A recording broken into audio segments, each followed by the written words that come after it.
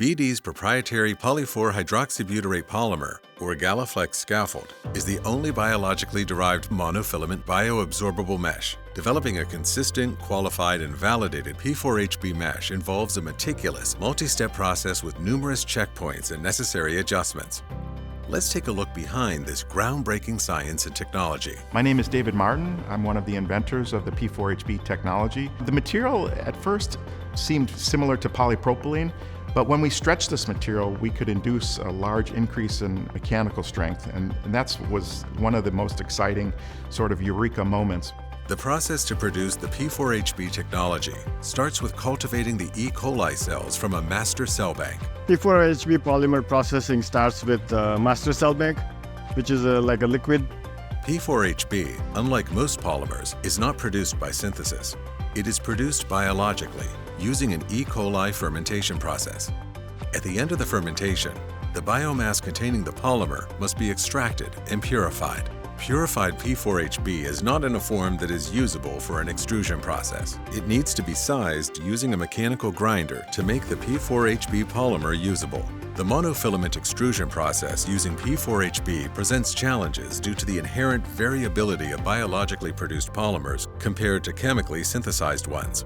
Each lot of P4HB possesses a unique molecular weight and critical attributes essential for extrusion.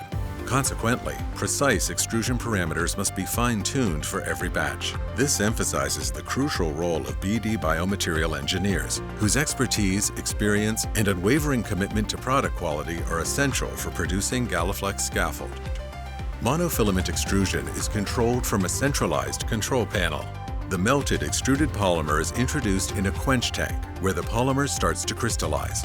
The crystallized P4HB monofilaments are then oriented during post-extrusion processing. You can see as we orient the fiber, the molecular chain aligns and the fiber becomes stronger. These fibers then exceed the strength of existing absorbable sutures. The ability to stretch this material so much and impart such increase in strength helps to differentiate it from other monofilament absorbable fibers.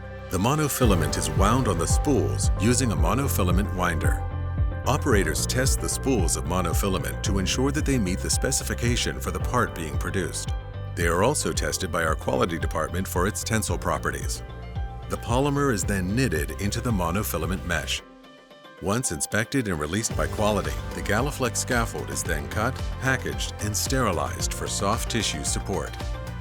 It takes several months to make the polymer and many months to convert it into a finished product. The intricate creation of biologically derived GalaFLEX scaffold is a complex process, yet the profound impact it has on patients' lives makes every effort worthwhile. Ultimately, I think the field is going in the direction of regenerative medicine, which you have a temporary device that provides the needed strength and support but goes away long term.